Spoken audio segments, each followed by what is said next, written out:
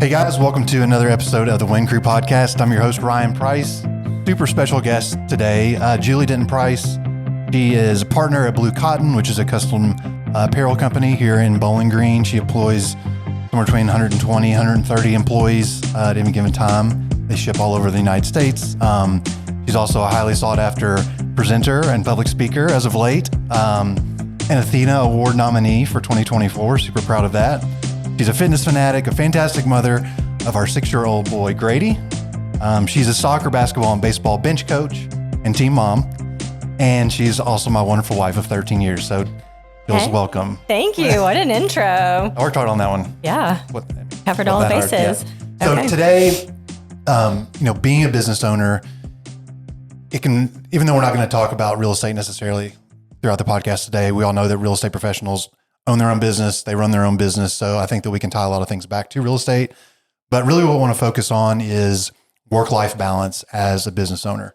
So we're going to talk to the audience about just maybe tips and tricks, speaking of from past experiences and maybe things that you want to get better at as we move forward. So let's just dive right into it with like time management. So for entrepreneurs, we talked about that healthy work-life balance, managing our time throughout our day, kind of owning our mornings, whether that be, having the discipline to stick to a plan daily, whatever that looks like. But talk about some ways that you're able to manage your time so that you're, present at home and still present at work when you're there. Well, can I drop a bomb first? Sure. I don't think that work-life balance is a thing because there's no way every single day to completely balance it. Like there's going to be days when work does require more of you. There are going to be days when family does require more. So it's really taking stock of like what's important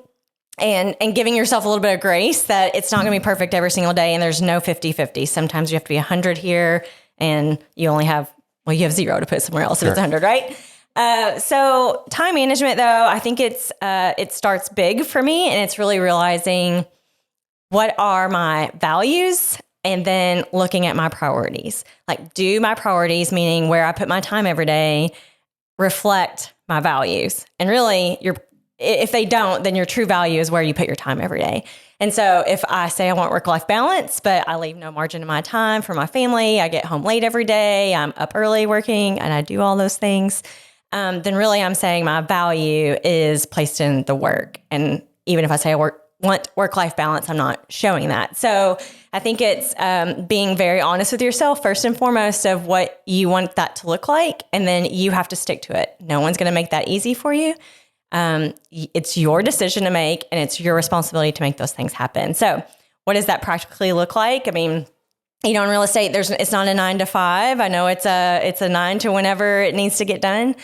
And so how do you carve out those times? For me, we do have office hours, but as a partner in the business, there's emergencies that come up all the time. So it's really having those non-negotiables of like what I will not dip out on. So for us, like our son is a non-negotiable for me. I rearrange everything to be at everything because I saw something recently. It's like the only person who'll remember that you worked late was your kid. And that is so true. So all of that stuff will wait. And also just getting really down to earth on like, what is the most important things that has to happen today? And everything else has to stand outside of the guardrails of distraction. Like, this is the most important thing to do. That sounds great. I'm going to have to get to that when I can get to it. This is like a daily thing. So when you wake up in the morning, are you writing down your priorities for the day and knocking them out? Or how do you I feel like that? If you wait till the morning, it's probably too late. So I've started the day before. I kind of know going into the week what that has to be. And in our business, we know what our priorities are for the next 90 days. And so it really gives us some guidance of what is absolutely most important, because there are a lot of great things that come along in that time. Lots of people want to have meetings. They want to have lunch. They want to, and those are all great. But in an urgent business, when you're trying to build your business or grow or, push the rocks forward, then you have to really stay on track and be focused. Do you have anybody that you help hold yourself, like you can hold yourself accountable, but having like an accountability partner? Do you have anybody in daily life, like at work, that, they can help you with those priorities and making sure that you're staying within the guardrails you mentioned? For us, it's a little different because we have 120 people who are watching what we do. So it's kind of like children, it's like, it's not the do what I say, not what I do. If I'm expecting them to work urgently, we're trying to grow to make it better for everybody. And so that starts from the top down. So we know that these things have to happen if we're serious about it. But your partner at home is an accountability partner. There's promises that you make to each other about, just different roles at home and what that needs to look like. But then at work, our executive team is on track together with the rocks that we do and then how we work with our team through that. And that's a kind of a perfect segue to, what I want to talk about next is how important those relationships that you build like inside your business, how those relationships can help you with that work-life balance. And then, delegation should be your best friend. So talk about how those relationships help you even when you're not at work and maybe that power of delegation, how you use that. So delegation only works well, purely my opinion, when you have great team members. So if you have someone who's not a great fit or not the right person for that role, delegating to them actually causes you more work. So you have to really bring a strong team together that you can move the things off of your plate. Like if they can do it at least 80% as good as you, then you need to pass it on and they'll get better. So delegating is very important in that sense. And just, I cannot stress enough how having a good team, the strong people, like spring for the people who are really going to make you better, who actually are better than you coming into it, because then you'll grow as they support you. So how do you handle, you're a hands-on type of person. So how do you handle delegating something that is only done, 80% as well as you could have done it? Like how do you coach them up? Yeah. I think you look at it as an opportunity cost. Like what is it costing me to hold on to this? So two things it is. One is it's keeping me from doing the things that I can only do that are truly going to move our business forward. And then two, they're not going to grow because I've not given them the chance to take on something that's going to be challenging to them. So I don't like to be micromanaged, and I only truly like to mentor people who want to know the deliverables and kind of some guardrails and then let them run, because they might come up with a better plan than the way I was doing it. Quite frankly, they will come up with a better plan than I do, because the way I do things isn't always the best. I get it done, but they could probably do it a little bit more efficiently because they're maybe in the work a little bit more. So, and then what a gift I've given to all of us if I've pushed them along, that they've grown and they can bring things to the table that I would have never thought of.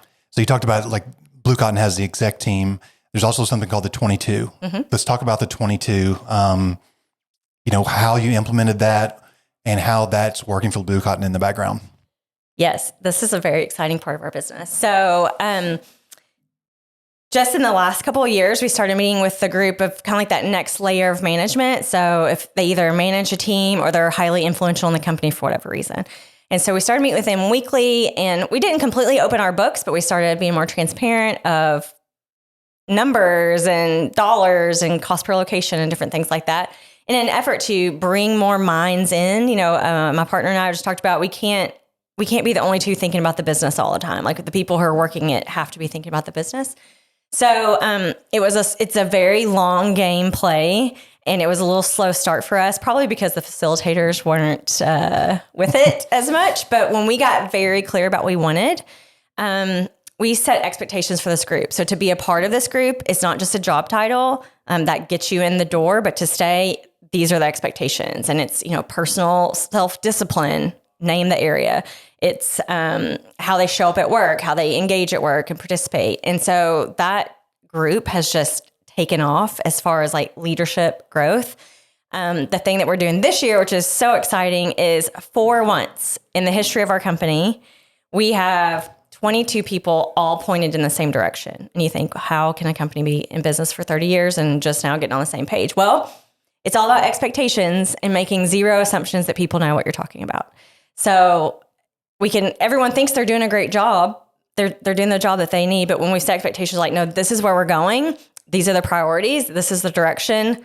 How does your job impact that? And everyone is pointing the same direction. Like, tell me we're not going to just leap in a leap year. So And then we have another 22 that we've just started. And so by Q3, that 22 will also be in the same direction. So at that point, we'll have a third of our workforce all working towards the goals that we've set as an exec team that we know for sure will move our business forward.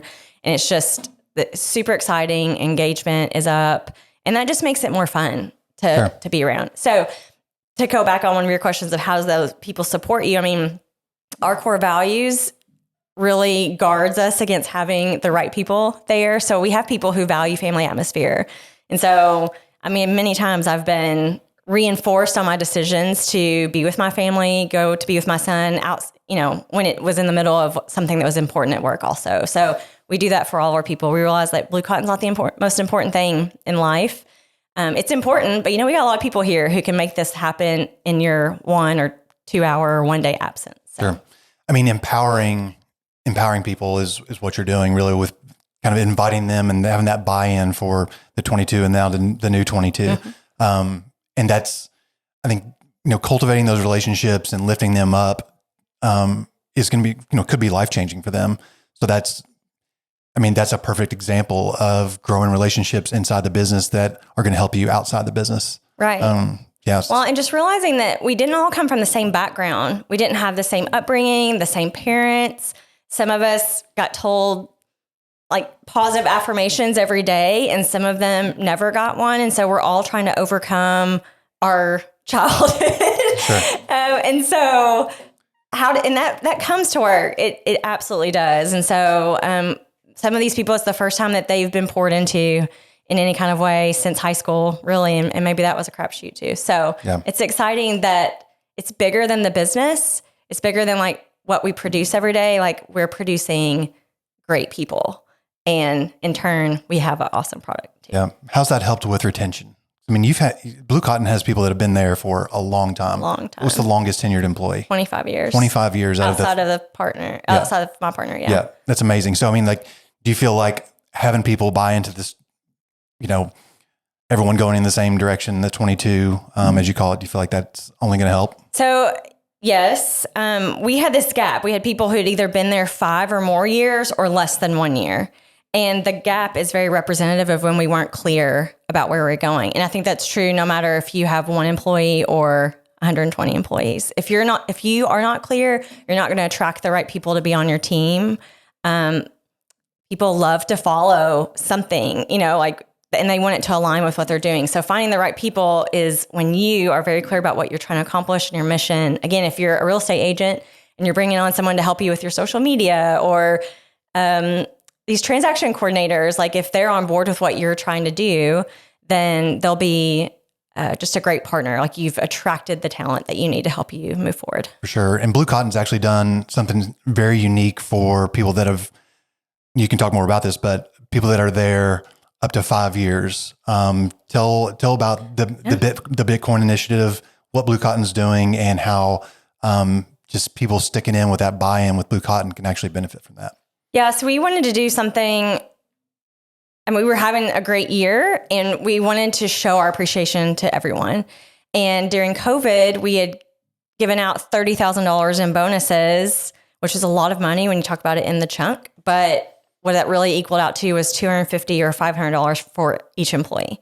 At the time, super appreciative. Everyone loved it. But a year later, if they remembered that they got it, they don't remember how much they got. And so for us, we're like, well, we remember because that's $30,000. Yeah. But we just realized that's not as impactful as we wanted. And so we're like, well, what if we did $40,000? Well, it's not really moving the needle. So in an effort to align with our principles and to kind of build that forward-thinking, innovation, long-term goals instead of what's right in front of our face, we decided to give our employees Bitcoin. And at the time, and it's looking up, but at the time it was a little bit of a crapshoot, but it's at no cost to their own personal capital. We put in $120,000. Most of that went to mining equipment that we mine at BlueCotton. A couple of coins were purchased when the price was low.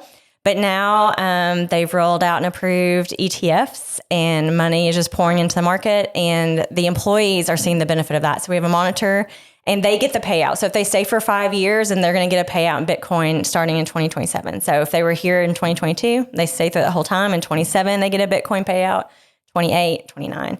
And we'll keep doing things like that. But it is very exciting. Of course, it's more exciting now when things are successful, but it's just a different way. We still do the 401k and the PTO, all that good stuff, but just giving people another outlet to build their personal wealth without any risk to themselves. Yep. I think that's awesome.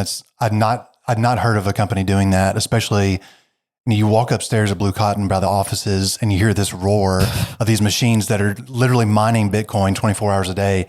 So the capital that was poured into that for the employees, I think just speaks to that culture and the environment that BlueCotton has. And it was truly a type of profit sharing without a cash payout at the time, because again, $40,000 a year isn't as significant as a huge Bitcoin payout in 5 years. So kind of switching gears a little bit, anybody that owns their own business, runs a business, the burnout factor is there. I know for you, there are times during busy season where, you need an extra day of the week and extra hours in the day. So what do you do, or how can a business owner sort of mitigate that and prevent the burnout? Or if they're already feeling it, how to kind of climb out of that? Yeah, I am the worst at leaving zero margin for myself. So I quite literally go meeting to meeting to meeting, and I could do that all day long without thinking of, okay, this meeting's going to make me switch the side of my brain, and how's that going to work? And, after 1 p.m., it's really hard for me to think. So I'm an early bird. So I think the burnout is just getting back to those priorities. Like, what are you filling your time with? Can someone else be doing this? Do you absolutely have to be in that meeting? Can someone else make that decision on what we're having for lunch today? It's just cut out the junk and that other people can help you with. There are people who want to help you. Like, can you just let them help you? So, but on the burnout, I think it's getting back to doing the things that give you life. So for me, as you are well aware, if I don't get to the gym, it quite frankly ruins my day. And it's not even about the physical benefit. It's more of just like a brain dump. I have at least an hour where no one can get to me and I'm alone with my thoughts. I'm so productive mentally. Like, the notes on my iPhone are just ridiculous. Like, there's some crazy stuff that happens in there, but it's so good. And so I've gotten that all out, and then I can come back and start my day. I can be good for my guys at home. I can walk into work like ready to roll. And then, I do it again. And if I don't miss those days though, it is not great for me, and maybe not great for my family. You know how we take out things in our family worse than our coworkers and stuff. But it's just like, whatever that is though. Is it taking a walk? Is it making sure you have like a quiet lunch, or just giving yourself margin is really important. And just knowing that like you have to build in that time. You can't go 5 days a week just back to back and expect to one, have moved the needle on anything, and then two, to not feel burnt out. Sure. Everybody probably has an outlet, whether it's reading a book or, like you said, going to the gym. But I think that's, it's super important to give your mind a break and your heart a break too, just because you pour a lot into the business, and you obviously pour a lot into family, and it's super hard to juggle. And I think that you're right. I mean, the days that you don't get your exercise in the morning, I'm probably nudging you to go in the evening by that He'll point. Be like, do you think you should go to the gym? Really? You should go. Yeah, in the nicest way. No, go now. No, I think another thing for anyone, but maybe this falls on women a little bit more because we're the doers, is the extracurricular volunteering that happens. We get more of those invites to be the team mom, to be at the party at school, or to volunteer on all these things. And you want to do that because it's fun. But the reality is, like, it takes your time and your mental energy, and someone's going to suffer because it's not a balance. There's only so much time. And so for me, I've had a hard and fast rule since we've been married, really, is that I will only volunteer for one organization at a time. I'd rather give like all my effort to that and make a big impact than be spread across 5 different things that keep me away from my family or make me stress out at work. So that's just worked for me. That's not for everybody, but I just keeping my priorities of, I want to do these things, but what's the one thing that I could be the most impactful at, and then still keep my core values and priorities in line. So you spoke at a women's conference not long ago, maybe 2 weeks ago, and what you really hit on was being intentional. So I think just saying, hey, you need to be intentional with your time. A lot of people don't even know what that means or how to do it. So what's some advice about being intentional? Because you just mentioned, pouring, not spreading yourself so thin, but pouring more into one thing. So talk about being intentional in life and with your time. Yeah, I think, again, it comes back to what is my core value in life, not just in business. And that directs a lot of things. It puts up those guardrails of distraction. So, and is it a month at a time? Is it a season at a time? Season of life or whatever that period is. But to be intentional is like, what are the things I have to do to feel like I have accomplished this? So let's break it down to our child. So for me, I just know that things get so busy. And when he was little, everybody's like, oh, just wait, it goes by so fast. And when they get into school, it just flies by. And I'm like, well, I don't subscribe to that. Like, that's not how we're going to do it. We're going to soak this up. So one thing that we do with him is every summer we do a summer bucket list for him. And we want to know not what our plans are, but what are Grady's plans. And like one summer he wanted to catch a fish. He wanted to see a chef and he wanted to see like a demolition derby. And so we found ourselves catching a fish. So exciting. We went to see a chef at the Hibachi Grill. And he didn't say like 5-star or anything. And then, we were at the county fair. It was not somewhere and that's not somewhere we would have gone, but this is his thing. And so being intentional about making those core memories with him. So for, taking that to business, same thing. Like what are we trying to be intentional at? Are you trying to build your team? Okay. Well, what things are you doing to build your team? Like what are those things that you can do that move that along and then put them on the calendar, schedule them. You have to share those goals with someone. Unless you're one of those people that freakishly like hold yourself accountable for every single thing. But it all comes down to being clear, and getting clear is not easy. Like that doesn't just happen in a day. It might take a year for you to get really clear about what you want to do, but every day thinking about it and working towards it, you can kind of shape that to what you want it to be. That's awesome. I mean, it's so easy to go like coast through days or weeks and kind of let life, steer your life. And it can be frustrating, especially looking back on it. 'Cause like you mentioned, especially as a father, they do grow up pretty fast. Right. So he's sitting right next to me and I'm scrolling on my phone. Like, what in the heck am I even doing? Right. Like, love on this kid. Stop looking at Twitter. Right. What's Twitter doing for us? I know. But it is. I mean, it's so important and daily to just make sure you're intentional with whatever that is, work, life, or whatever that is. I feel like we could go on and on and on about that. But Well, I feel like too, when you're intentional, then it allows you to be present in the different times. So if I know I'm going to be intentional with Grady here, then that frees up my mind to be very present at work. So I don't feel like I'm missing out on anything with him because I've carved out that time and we have those plans, and I can be very present with what I'm dealing with at work. And then when I leave work, I can be here. So, but that takes planning and thoughtfulness. And just like I've said, again, if you're going to live an intentional life, that's no one else's plan for you but your own. So no one's going to make that easy on you. You have to stick to your core, and that's not always easy. Yeah. That's great advice, Jules. I appreciate you being on here. And I know our listeners can take away a lot of nuggets from what you've talked about today. So guys, thanks for being with us today. Make sure you like and subscribe. Find us on all of your favorite podcast channels at The Wind Crew Homes, and we will see you next time.